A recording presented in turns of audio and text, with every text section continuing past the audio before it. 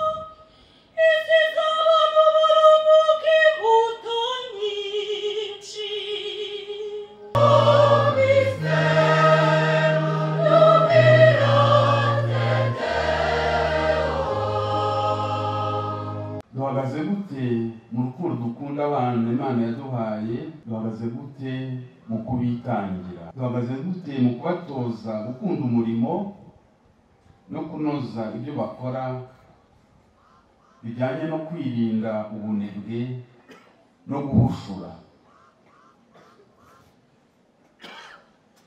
Duhagaze dute mu gutoza abana bacu mu kuba inyangamugayo, gukunda ukuri no guhanira ubutabera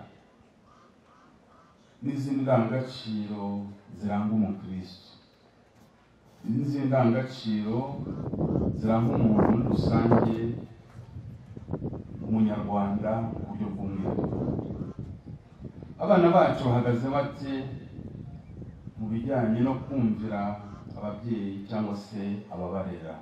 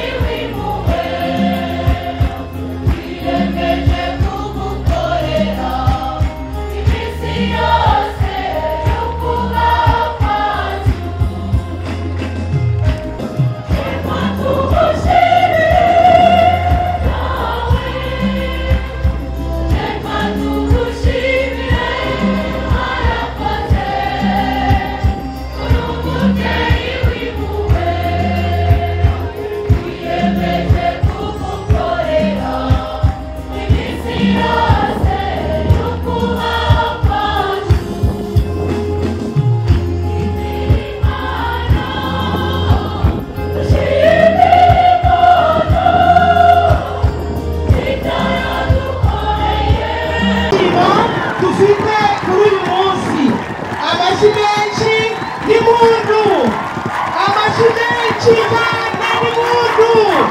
Tumwaka ibyishimo dufite kuri uyu munsi.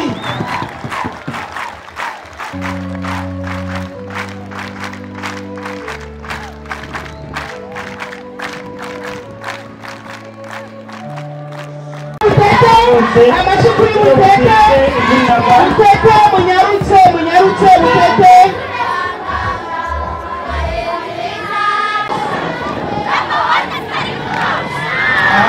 Yego Mutete barakoze cyane, Mutete barakoze cyane rwose. Barakoze bose badukorera agashyi. Nyarutse amashi menshi kuri Mutete, amashi kuri Mutete rwose barakoze.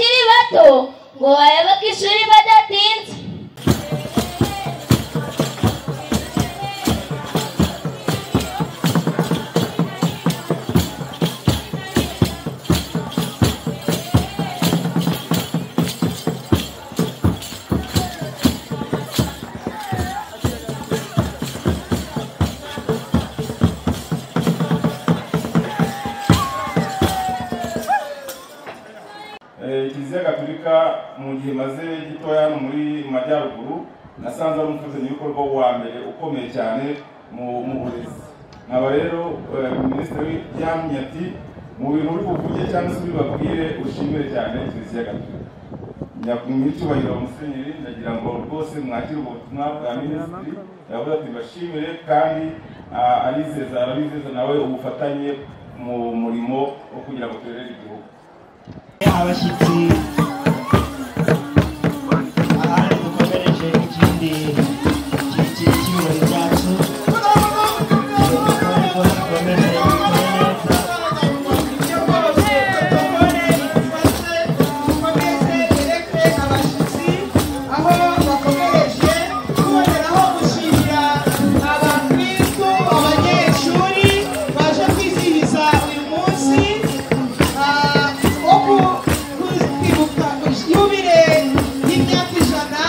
Rero ku bufatanye bwagutse buturanga kandi twizeye gukomeza, ariko ndagira ngo mbabwire nyakubahwa muyobozi banyacyubahwa mwese muri hano, abayobozi muri hano, ko umuntu afatanya n'umuntu uriho. Ndagira ngo ibijyanye n'uko tubayeho babwire icyo dukomeyeho. Izi mbaraga dukoresha mu burezi byose bishingiye ku ukwemera kwacu bishingiye ku mubano wacu n'Imana.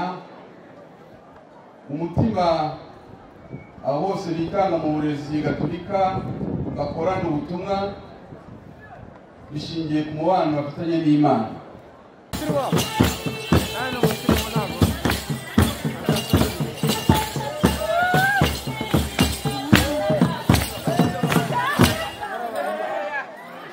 Imfura mu binyamakuru, kinyamateka, ishema rya Kiliziya, kinyamateka ugwiza ibigwi.